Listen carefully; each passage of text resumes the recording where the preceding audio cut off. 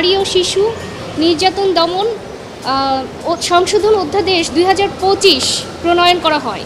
এই অধ্যাদেশের 5 নং ধারায় 9 খ নামে একটি সেকশন ইনসার্ট করা হয়। এই সেকশনে বলা হয়েছে বিয়ের প্রলোভনে শারীরিক সম্পর্ক করার শাস্তি।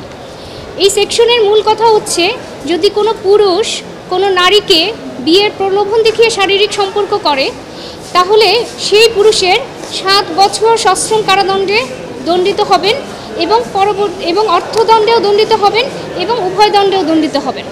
অর্থাৎ বিয়ের প্রলোভনে যদি কোনো শারীরিক সম্পর্ক হয়, পরবর্তীতে নারী এসে যদি বলেন যে তিনি প্রতিশ্রুতি রক্ষা করেন নাই, তাহলে সেই বিষয় নিয়ে আদালত 7 বছর পর্যন্ত কারাদণ্ড দিতে পারেন সেই পুরুষকে। এই বিষয়টি নিয়ে 8 ফর ম্যান ফাউন্ডেশন এবং সুপ্রিম কোর্টের আইনজীবী মোহাম্মদ রাশিদুল হাসান এই আইনটিকে চ্যালেঞ্জ করে রিট পিটিশন ফাইল করেন বিগত এপ্রিল মাসে, এবং রিট পিটিশনটি ফাইল করার পরে এতদিন শুনানি হয়েছে। আজ শুনানি শেষে মাননীয় বিচারপতি হাবিবুল গনি ও মাননীয় বিচারপতি সৈয়দ মোহাম্মদ তাজরুল ইসলামের দ্বৈত বেঞ্চ রুল ইস্যু করেছেন।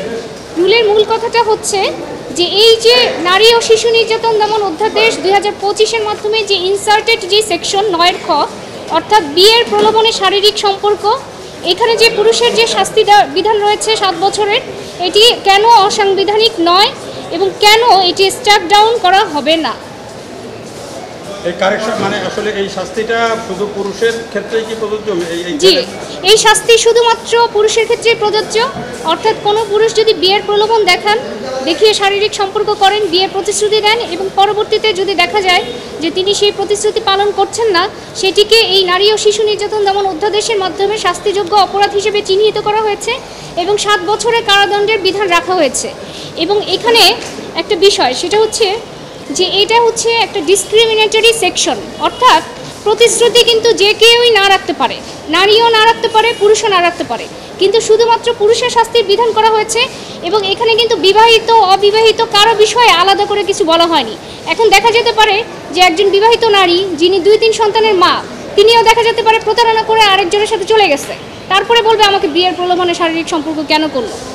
এই বিষয়গুলি আমরা আদালতে তুলে ধরেছি যে শুধুমাত্র একজনকে দায়ী করে এরকম একটা ভেগ এবং এই ধরনের ডিসক্রিমিনেটরি একটা সেকশন, যেটাকে একটা লিগ্যাল উইপেন হিসেবে ব্যবহার করা হবে, এই সেকশনটা আনকনস্টিটিউশনাল। আমরা আদালতের সামনে সেই বিষয়গুলোকে ডিসক্রাইব করে তুলে ধরেছি যে এইভাবে হলে শুধুমাত্র একটা শ্রেণীর হাতে আরেকটা শ্রেণীকে শোষণ করার হাতিয়ার তুলে দেওয়া হবে।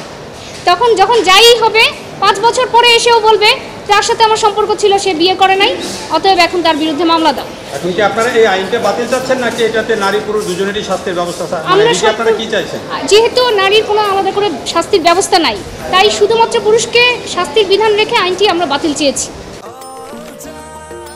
নিশ্চিন্তে খান স্বাস্থ্যকর অল টাইম পান, অল টাইম হেলদি লাইফ।